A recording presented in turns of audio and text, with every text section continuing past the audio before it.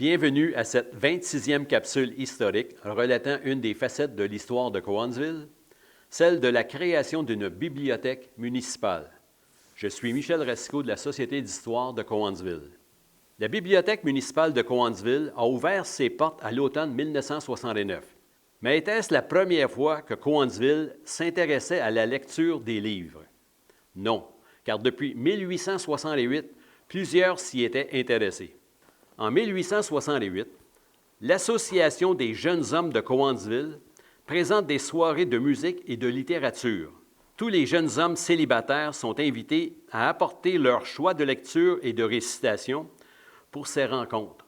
En 1869, l'année suivante, cette association change de nom et devient l'Association littéraire de Nelsonville. Et les jeunes filles sont maintenant admises.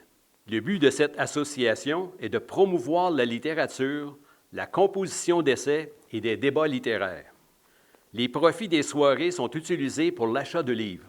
Le fait d'avoir maintenant des jeunes filles célibataires, membres de l'association, augmente de façon importante l'adhésion des jeunes hommes.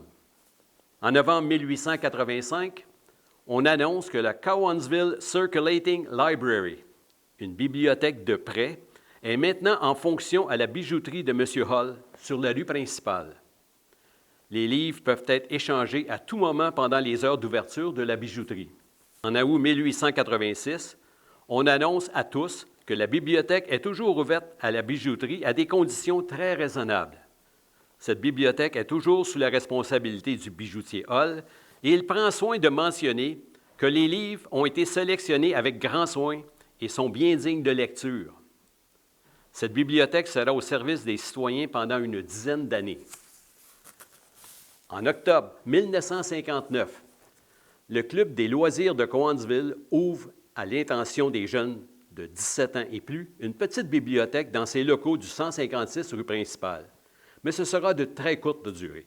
Puis en septembre 1969, la bibliothèque municipale de Cowansville ouvre ses portes et selon les dires d'Adéline Bonnette, une personne très impliquée dès les débuts dans l'ouverture de la bibliothèque municipale, et je la cite, « Le fondateur de la bibliothèque municipale de Cowansville est le révérend John Oswald Peacock, recteur de la paroisse anglicane Nelsonville. » Qui était le révérend John Oswald Peacock? Il était depuis 1940 le ministre responsable de la paroisse anglicane de Nelsonville, qui comprenait notamment les églises Trinité à Cowansville et Christ Church à Sweetsburg. Au début de l'année 1968, le révérend Peacock voit l'importance d'avoir une bibliothèque municipale à Cowansville, une ville de 10 000 habitants. Il réunit plusieurs personnes et lance l'idée d'une bibliothèque municipale. Ensuite, le révérend Peacock rencontre à plusieurs reprises le maire de Cowansville, Roland Desourdis, pour lui demander de l'aide et lui expliquer la nécessité d'avoir une bibliothèque municipale à Cowansville. Quelques mois plus tard, au printemps 1968, le révérend Peacock reçoit le hoquet du maire et des conseillers municipaux, mais à la condition que le nouveau conseil d'administration de la bibliothèque ait une secrétaire et que les procès-verbaux soient remis au conseil municipal. Un local est trouvé à l'arrière du magasin de Guy Bilodeau, soit l'ancienne salle de quilles, située au 121 rue principale. La Ville accepte de payer le coût du loyer, soit 60 $ par mois, tout inclus. Un comité est formé pour cueillir les livres donnés par les familles de Cowansville. La cueillette des livres connaît un très grand succès auprès des familles anglophones, mais il y a très peu de réponses des familles francophones. Comme résultat, lors de l'ouverture, au-delà de 2000 volumes anglais seront disponibles, alors qu'environ 50 volumes français le seront. La préparation du local est faite de façon bénévole. L'entreprise Brock Mill y participe.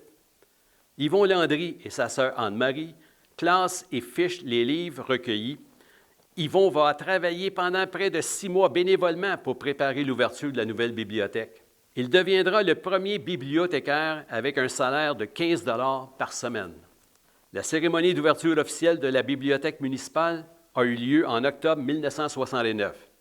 Le révérend Peacock sera le président du conseil d'administration de la bibliothèque de 1968 jusqu'à 1973, moment où il se retira du conseil.